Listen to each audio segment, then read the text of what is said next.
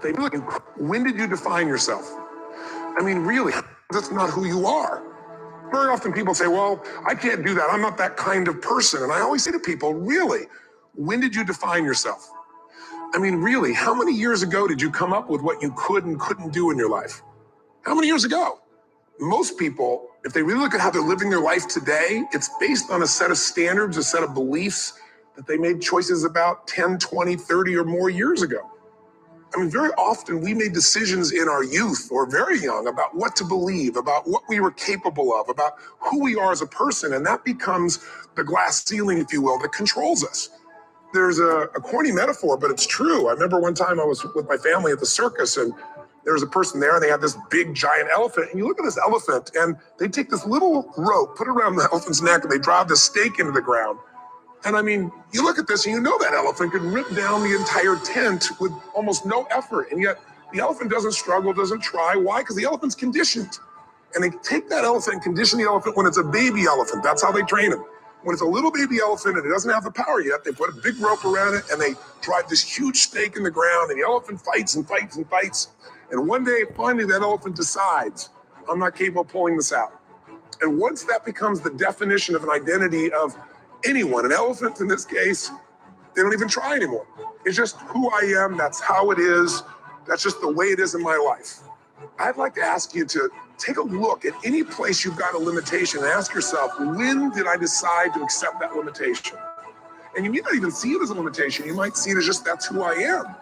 But so often in our lives, we've adapted to be a certain way so that we don't fail or so that people will like us or respect us, but it's not necessarily who we are. Joy comes when you're spontaneous. It's really hard to be truly happy when you're not being yourself. And most of us have no clue who we are. And so a big part of my work, if you've ever been to an event, you know, is to get people to do things spontaneously without thinking, because that's when the real you shows up. That's when the energy comes alive. And when you do that, when you start to connect to your true nature, suddenly there's energy available for you to set a higher standard for what you want in your life. That's what this is really all about. And when I talk about standards, when I talk about, shoulds versus musts, think about your own life. I know there have been areas in your life where some point in time you just shifted and you raised the standard and your life changed. Because whatever people have their identity attached to, they live. We live who we believe we are. That's just how it works. It's just kind of like, I'll give you an example. Look at your physical body.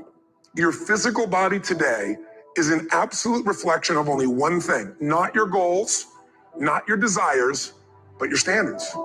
The identity you have for yourself. If your standard is you're an athlete, then there's a certain amount of strength, a muscle tone, and energy that's available in your body on a regular basis because that's who you are. And so you do whatever's necessary to maintain that identity. Again, the strongest force in the human personality is this need to stay consistent with how we define ourselves.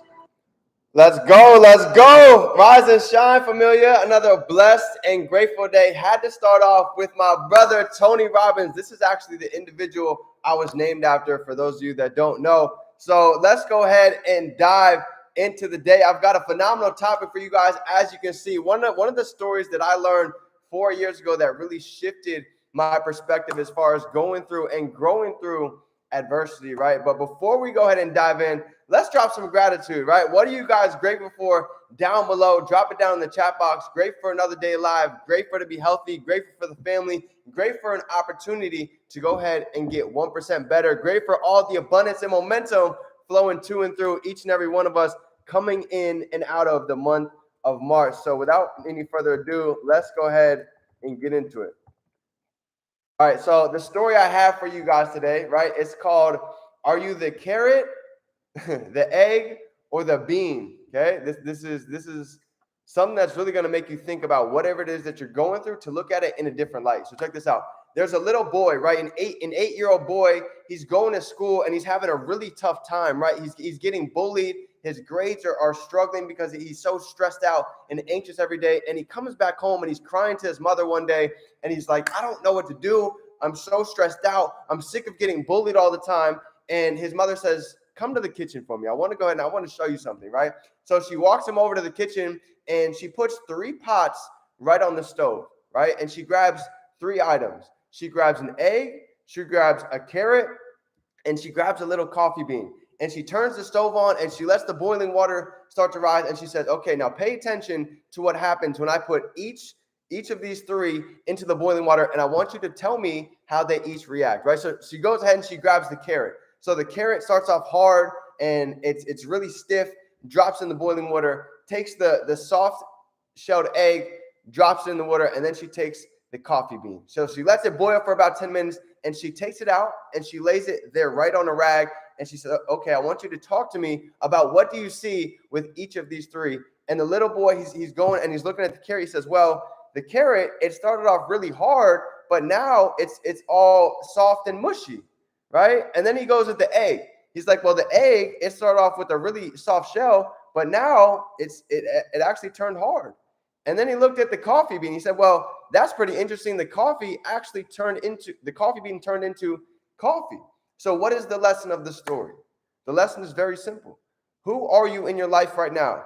Are you like the carrot, right? At the beginning, you're very hard. You have a tough outer shell. You've gone through a lot, right? You have a big wall up. But then when life hits you, now you start to get soft and mushy, right? All this hardness shell that you portray to the world. But now when you get hit by life, you actually turn really soft, right? We've all seen individuals like that before. And how about if you're like the egg? Somebody that's really fragile, right? Somebody that's scared of the world, that's really introverted, that's afraid of what other people think. And then you go through adversity and you get hardened a little bit, right? You start to build a little confidence. You start to get a little bit of fear out of the way, and you start to move more into your light. And then we have the third piece, right? We have the coffee bean. You see, the coffee bean did something that the other two objects didn't do. It not only didn't just change with its environment, in fact, it adapted with its environment and actually created something beautiful, right? It created coffee. So think about, who are you in your life? Maybe you might be going through trials. Maybe you might have all these storms blowing around you right now, but here's the difference. You can be just like the coffee bean. You can let all of these trials and tribulations shape and mold you into the person that you're becoming and transcend you into that abundant life that you're looking to live. So here's how I can relate. I've been every one of these pieces, right? I've been the carrot. I've been the individual when I was 18 that, I was a freak athlete. I had a hard shell. I was under the night lights. But when it came down to being alone and I was going through things, I was very soft, right? I didn't have anybody to talk to. And then I've also been on the other side. I've also been the egg. I've been very fragile. I lost my sister to cancer at 27 years old in 2014. I was broke, living out of my car. I had no job. I know what it's like to be fragile, but guess what? Going through one of the hardest situations in my life, that is what hardened me. That's what gave me the strength. And then the coffee bean, right? I took that situation and I took my test and I turned it into my testimony. You see? So each and every one of you have the opportunity to take what you're going through right now and use that as your story to go ahead and impact other people that's going to go through something that you're going through similar right now. So think about which piece are you right now and learn how to actually change the way you see things. That's why they say change the way you see things. The way you see things will change. So family, with that being said, that is my training for you guys today. Which do you feel that you are right now? Do you feel that you are the carrot, the coffee bean, or are you the egg? Go ahead and drop it down below. And now you're going to be able to see that you can get through whatever it is that you're going through. So if nobody told you today, I believe in you. You are a leader. You are powerful. You are unstoppable. But it takes you to go ahead and believe it, to go ahead and then take the action to see the results that you're looking for. So family, with that being said, it is your favorite entrepreneur, Define Dreams. If you can see these visions in your head, I promise you, you can hold it in your hand. So I'll see you at the top because the whole squad is coming together. Let's grow.